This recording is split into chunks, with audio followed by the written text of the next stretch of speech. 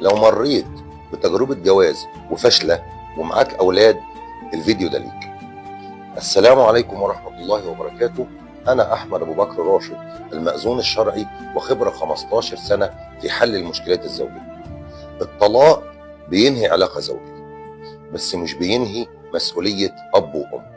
5 نصايح لازم تعمل بيهم لو أنت منفصل ومعاك أولاد. أول نصيحة، لازم يبقى فيه خط تواصل ما بينك وما بين مامة أولادك علشان تتابع أولادك، تتابعهم في مدارسهم، تتابعهم في صحتهم. تاني حاجة، لازم يبقى فيه احترام متبادل خاصة قدام الأولاد علشان نفسية الأولاد ما تتدمرش وتبقى خسرت كل حاجة. تالت حاجة، مفيش حد فيكو يستغل الأولاد في الضغط على الطرف التاني. لا الأب يستغل موضوع المصاريف في معاقبة الأولاد، لا الأب يستغل موضوع المصاريف في معاقبة الأم، ولا الأم تستغل الرؤية في معاقبة الأب. رابع حاجة، لازم يبقى فيه نظام واضح يخص الأولاد، سواء في مواعيد الرؤية، في متابعة المدارس، في متابعة مشاكلهم الصحية. خامس حاجة والأخيرة، العلاقة لازم يبقى فيها احترام وفيها حدود شرعية، لأن دي أصبحت أجنبية عنك. الكلام يكون بحدود فيما يخص مصالح الأولاد، العلاقة بس يخص مصلحة الأولاد. خلاصة الأمر، الطفل مش طرف في الطلاق.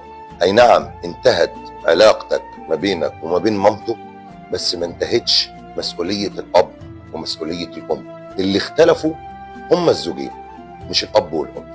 لو عجبك المحتوى اعمل لي لايك، ويا ريت تكتب لي في التعليقات لو انت مريت بالتجربة دي ايه اخبار علاقتك بمامة اولادك علشان غيرك يستفيد. ولو انت بتتابعنا على اليوتيوب ما تنساش تفعل الجرس وتعمل اشتراك في القناة علشان يوصل لك كل جديد. والسلام عليكم ورحمة الله وبركاته. لو مريت بتجربة جواز وفاشلة ومعاك اولاد، الفيديو ده ليك. السلام عليكم ورحمة الله وبركاته. أنا أحمد أبو بكر راشد، المأذون الشرعي وخبرة 15 سنة في حل المشكلات الزوجية. الطلاق بينهي علاقة زوجية، بس مش بينهي مسؤولية أب وأم. 5 نصايح لازم تعمل بيهم لو أنت منفصل ومعاك أولاد. أول نصيحة، لازم يبقى فيه خط تواصل ما بينك وما بين مامة أولادك علشان تتابع أولادك، تتابعهم في مدارسهم، تتابعهم في صحتهم. تاني حاجة، لازم يبقى فيه احترام متبادل خاصة قدام الأولاد علشان نفسية الأولاد